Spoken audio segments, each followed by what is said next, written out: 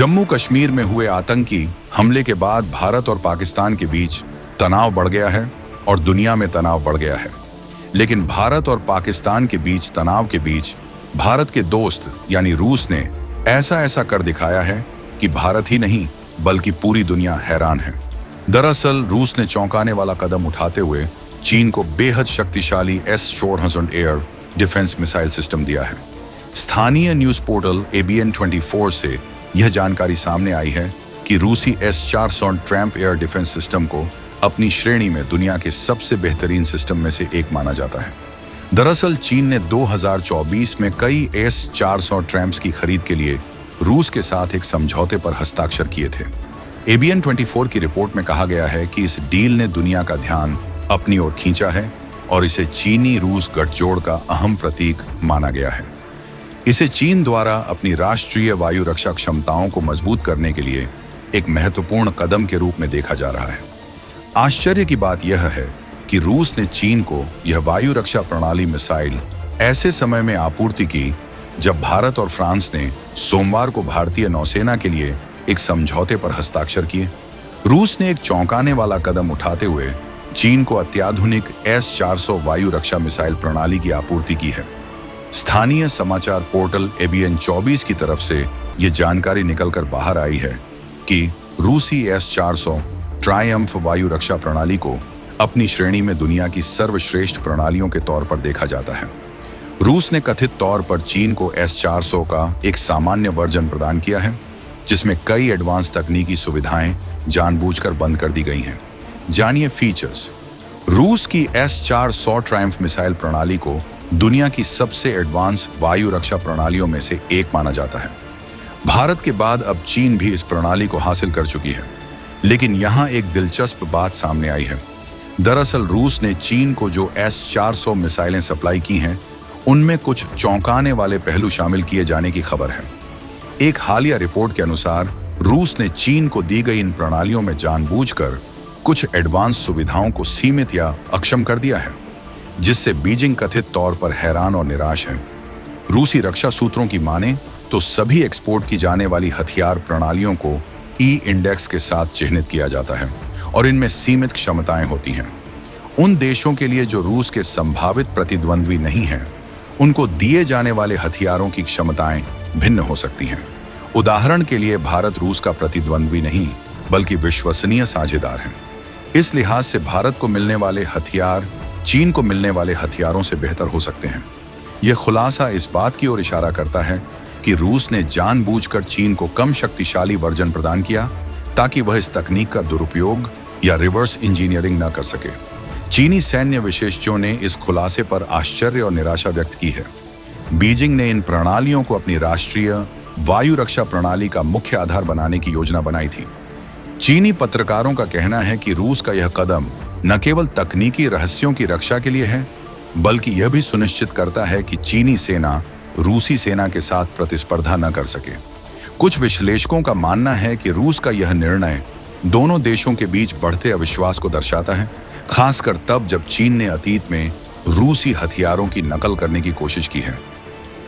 लेकिन जिस तरीके से भारत पाकिस्तान के तनाव के बीच रशिया ने चीन को ये मिसाइलें दी हैं, वो कहीं ना कहीं एक सवाल भी खड़ा करती हैं कि आखिर ऐसा क्या हुआ कि अचानक से रशिया ने चीन को इन मिसाइलों की सप्लाई कर दी। सवाल है, उठता है, लेकिन देखना होगा कि इसका क्या मतलब निकलता है। इनको पकड़ना चाहिए जिन्होंने ये करा। वही पाकिस्तान की सरकार ये भी तो कर सकती है, पकड़े, ये कह तो सकती है कि हाँ अगर किसी ने कराया हुआ है भारत में हम इनको दबोचेंगे, वो तो कह नहीं रहे हैं।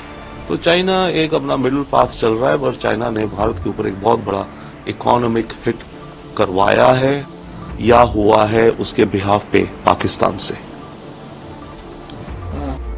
पहलगाम में जो आतंकी हमला हुआ उसके बाद उसकी सेना और सुरक्षा एजेंसियों के खिलाफ भड़काऊ और सांप्रदायिक रूप से सामग्री जो चैनलों पर चल रही थी, झूठे प्रचार चल रहे थे, गलत सूचना प्रसारित की जा रही थी, ऐसे पाकिस्तान के यूट्यूब चैनल थे जो कर रहे थे ऐसे 16 पाकिस्तानी यूट्यूब चैनल पर पूरी तरीके से प्रतिबंध लगा दिया है। तो क्या एक्शन या फिर पाकिस्तान की ओर से क्या कदम उठाया जा सकता है? कितना झटका पाकिस्तान के इन यूट्यूब चैनल्स को लगेगा? देखिए, पाकिस्तान की यूट्यूब चैनल्स को डेफिनेटली झटका तो लगेगा, क्योंकि उनकी व्यूअरशिप होती है और उस व्यूअरशिप जितनी भी होती है उस पर वो कमाते हैं। तो अव्वल तो ये है इन चैनल्स को, यूट्यूब चैनल्स जो हैं उनको इकोनॉमिक इम्पैक्ट होगा, राइट। दूसरा, पाकिस्तान रिवर्स में इंडिया की चैनल्स को भी बैन कर सकता है, ठीक है, करें। देखिए इसमें टिट फॉर टैट चलेगा, बट हमें तो पहले अपना घर देखना है कि हमारे यहाँ पर ये जो चैनल्स हैं किस तरह के फेक इंफॉर्मेशन, फेक वीडियोस क्या क्या आ सकते हैं, हम इमेजिन नहीं कर सकते। इस समय एक शायद चल रहा है जो दिखा रहा है कि इंडियन आर्मी अपील कर रही है इंडियन से कि आप पैसे दो इस जंग को लड़ने के लिए। शायद एक वीडियो वैसा भी चल रहा है पाकिस्तानी चैनल्स में कि भारतीय सेना के पास पैसे नहीं है और भारतीयों से पैसे मांगे जा रहे हैं।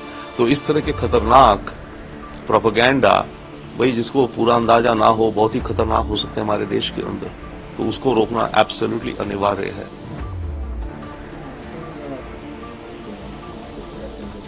देखिए राफेल एम भारत को बहुत ही क्लियरली मदद करेगा पाकिस्तान के खिलाफ और चाइना के खिलाफ। पाकिस्तान के खिलाफ हमारी अब समुद्री शक्ति बढ़ जाएगी। हमारा एयरक्राफ्ट कैरियर है, उस पे ये एडवांस्ड राफेल होंगे। ये राफेल हमारे जो मिक्स थे उससे आप मानिए दुगना पावरफुल है, रेंज, पावर, वेपन्स ले जाना। पाकिस्तान के पास कोई एयरक्राफ्ट कैरियर नहीं है, कोई एविएशन एरोस्पेस नहीं है, तो भारतीय नेवी अब समुद्र से पाकिस्तान को ब्लॉकेड कर सकती है राफेल द्वारा, और पाकिस्तान के पास कोई काउंटर नहीं है उसका।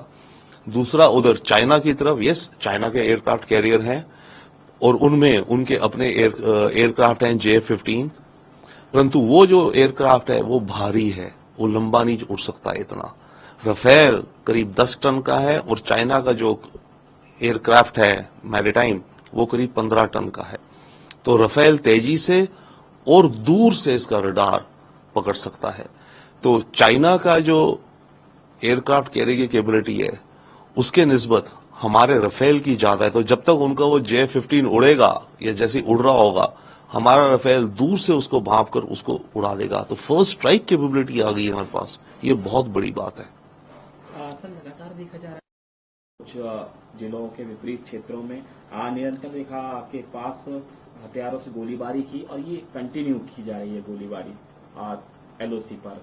किस तरीके से देखते, क्या इनके मंसूबे हो सकते हैं करने के पीछे? देखिए इसके पीछे दो मंसूबे तो क्लियर दिखते हैं। एक तो ये भी हो सकता है कि फायरिंग करी जा रही है और उसकी आड़ में आतंकियों को भारत में भेजा जा रहा है, एक अहम वो बात होती है। दूसरा ये है कि साइकोलॉजिकल अपने देश के अंदर वो ये रिपोर्ट दे रहे होंगे ना कि देखो इंडिया हम पे अटैक कर रही है LOC पे, वो ये थोड़ी कहेंगे कि हम कर रहे हैं। तो उनकी खबरें तो ये चलाएंगे ना आम आदमी के लिए कि इंडिया के सोल्जर्स हमारे LOC से हम पे, हमारे विलेजेस पे अटैक कर रहे हैं और हम देखो लड़ रहे हैं, पाकिस्तान आर्मी आपके लिए लड़ रही है, खतरा इतना बड़ा है, भारत पगला गया है हमारे अगेंस्ट, पानी बंद कर दिया है। तो ये सारा नैरेटिव वो अपने देश के अंदर चलाने के लिए कर रहे हैं ताकि वो पाकिस्तान की आवाम को डरा करके अपनी मिलिट्री के पीछे रखे। This deal is really a game changer for India in its maritime affairs. Our Indian Navy now, see, we had the MiGs, which were old, getting accidents, etc. Now we have a jet, which the NATO forces use. The French use it in their Navy, right? And with our aircraft carrier, these aircrafts you can do an economic blockade of Pakistan. Pakistan has no counter to this. That is one. So it gives us a huge conventional edge over Pakistan, both on the air due to the existing Rafales and in the sea. Secondly, with respect to China, China's aircraft carriers have an aircraft known as, I think, the Big Shark. Okay, that is a 15-ton aircraft. That's heavy. A Rafale is around 10 tons. The Chinese aircraft has a smaller range. The radar of Rafale is more advanced. So if it comes to a Rafale M versus the Chinese, the Rafale M will be able to hit the Chinese aircraft before the Chinese aircraft even can get to act. So that's a huge advantage for India with respect to the Chinese air power on that theater. Sir, Pakistan across the line of control in the areas of opposite Kupwara and Pooch district. India troops responded swiftly and effectively. What is the motive of Pakistan with the attack? The motive of Pakistan, I think, to escalate the small arms fire across the LAC is twofold at least. One fold is that in the cover of these fire, they can attempt to send in and sneak in more terrorists into India. So that is one, the cover. The second is to create a propaganda within their own country that, look here, India is fighting on us and therefore we are fighting back. And therefore our nation is such big danger. And here they have even shut down our water, or they're threatening to shut down water. So India is threatening our very existence. So therefore the Pakistan army has to be strong. So therefore the people of Pakistan have to suffer any hardships and support the army.